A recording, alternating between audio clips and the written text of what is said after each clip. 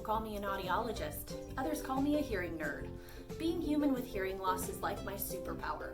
As a hearing doctor, I get to help people hear their best while learning about the mysteries of hearing.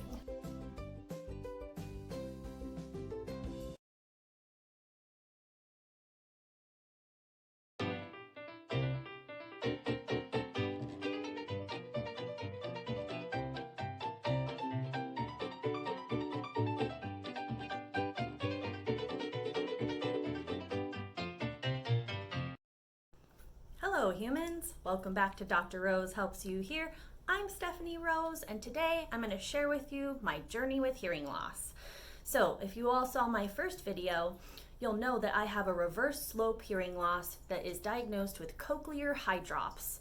I've had it only one time in both ears, but most of the time in my right ear since 2009 when I first started audiology school. So it's been a few weeks now since I finished up with my emergency medication given to me by my otologist. And since then, I've had a little bit of fluctuating fullness and definitely some buzzing. I've had a little less of the what I call ethereal harmonic tinnitus and more so just like a bee in my ear. The volume of speech has returned and my clarity has never been affected, so the use of a hearing aid is not indicated for me at this point. Over time with cochlear hydrops, especially if it goes untreated, it can become a permanent low frequency hearing loss that then becomes more of a tent shape on the audiogram, so both in the highs and the lows, and then it becomes flat and more severe over time. This is more of a general characterization of the progression of the ear disease or disorder of the inner ear when you have cochlear hydrops. So today I had my hearing checked by Katrina Luong, Dr. Luong, here at work at House Institute in Orange County, and this is what my hearing looks like today for my right ear. I went ahead and put my thresholds on the same page that we had for when my hearing was down, and that was on April 13th. So today is May 28th, and the yellow line is when my hearing had dropped on April 13th.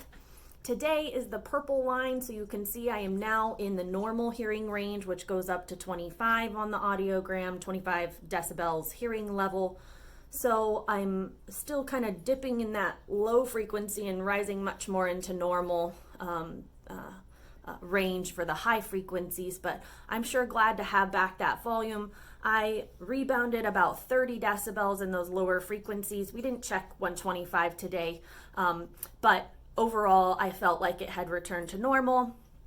This happens to me usually with life events, when I'm stressed out, I'm eating too much sodium, and I'm not getting enough sleep. The doctor this time kind of mentioned that I might want to be checked for an autoimmune disorder because I respond so quickly to that emergency med.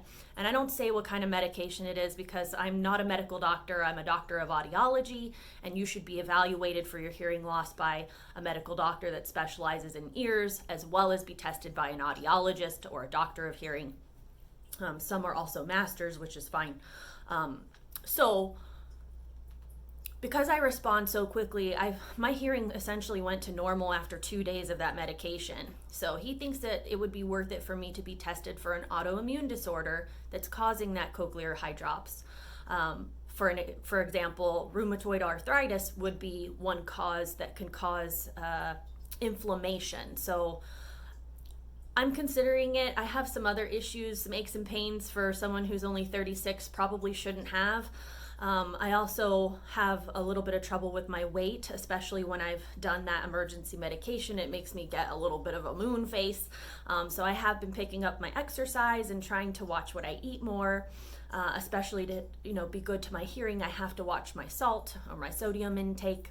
And you should ask your ear physician, what kind of sodium intake you should be on if you have inner ear conditions like me. So back to normal for now, but I will keep you updated. Thank you so much for watching, and thank you so much for subscribing to my channel. It means a whole lot to me. I hope you guys have a good rest of your day, and hope you stay well out there.